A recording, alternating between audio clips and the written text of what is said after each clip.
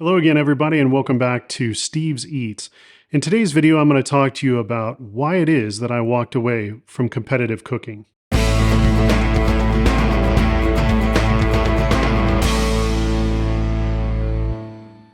the end of this video, we'll get to the real nuts and bolts of why I walked away from competitive cooking, but let me give you a little bit of background of how I got into it.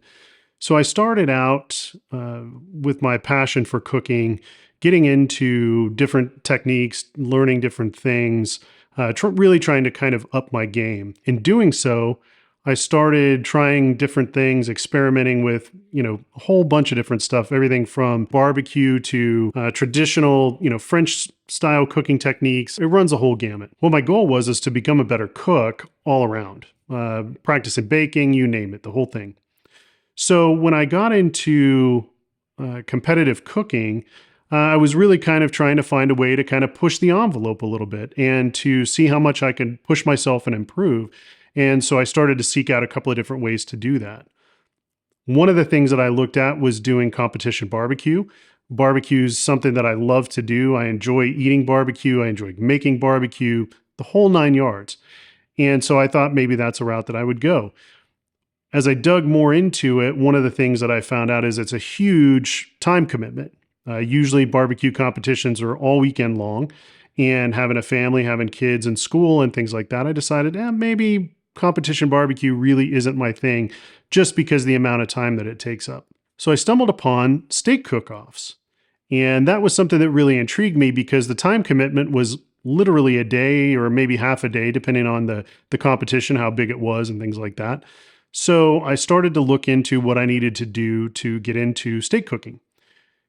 I love steak, so I found the Steak Cookers Association, or more commonly known as the SCA, and I joined that organization and was really excited about getting into steak competitions. After some encouragement from my wife, a local barbecue shop, and my kids, I was like, okay, let's figure out what we need to do to get this thing going. So we signed up for our first competition. And I went to the competition, had done a little bit of homework. There's certain things that they look for, learned as much as I could about the judging criteria, and what all is involved. And essentially steak cook-offs are a great venue where you've got kind of a decent turn-in window, and oftentimes they'll have like an appetizer category or some other type of ancillary category, as they call it, for an entry. So I thought, yeah, this is really kind of cool. And again, it's just a day's commitment. So we signed up for our first one and got started.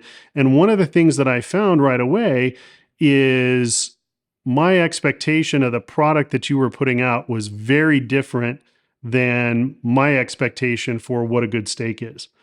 And that is, if you want to cook a good steak, you want to cook a steak that somebody wants to eat entirely. So that's what I set out to do. I knew the judges were only going to take one bite out of my steak and judge on things like temperature, because in steak cook-offs, you cook to a perfect medium temperature. I knew they were going to judge on things like texture. They were going to judge on taste. There's a whole different set of categories that they judge on. So I thought I was in good shape to deliver something that was going to be really fantastic. Well, what I found out when I got the scoring sheets and I didn't place it all and kind of saw how my scores were, I did okay, but it wasn't up to, what they were looking for. So I went back to the drawing board, did some more experimentation, some more practice, different seasonings, all that sort of stuff. And this is why I decided to walk away from competition cooking, at least in the sense of, competition barbecue or competition steak cooking or things like that, where your judges are only going to taste one bite of your food. What I found out is the level of seasoning required to get to the taste that they're looking for is totally off the charts. Absolutely crazy. You have to season to a level in which one bite tastes good. Any more than that, and you couldn't eat it. And that was what really turned me off to the competition cooking. I know I can cook a great steak. I know I can cook a steak that somebody will want to sit down and devour the whole entire thing. But what I didn't like is I didn't like cooking to a level in which somebody's going to take one bite and that's it. There's nothing wrong with competition cooking, and the SCA is a fantastic organization. The KCBS, or the Kansas City Barbecue Society, are a fantastic organization. I had a lot of fun doing steak cook-offs. I think I would have had a lot of fun doing competition barbecue cook-offs just because of the camaraderie. You get to know people and it's a lot of fun. You're cooking to a really high standard and trying to do that consistently. But again, the issue that I had internally was I could get there, and I had some really good success early on. I actually placed in the top 10 in a competition when I was competing against someone who had actually won a world championship, and they didn't place at all.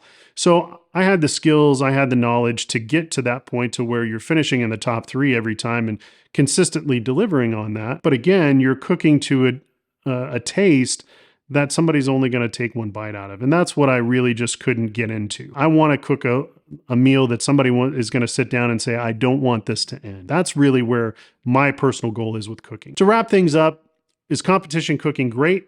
Is it a lot of fun? Absolutely. Is it for me?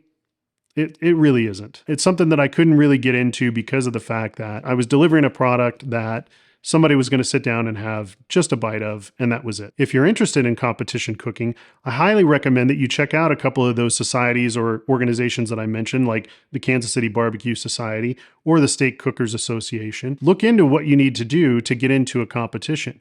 You can oftentimes, join other teams who are successful. They're always looking for people to help out, and you can gain a lot of experience that way until you want to take off on your own team. With that being said, that's all for today. If you like this video, I would be extremely humbled if you would subscribe to the channel and hit that notification bell so that you know when we deliver new content. I look forward to having you along with us in future videos as we explore the culinary journey. If you want to see more content, check out this video on how to make whipped cream. Check out this video on how to take care of your wood cutting board.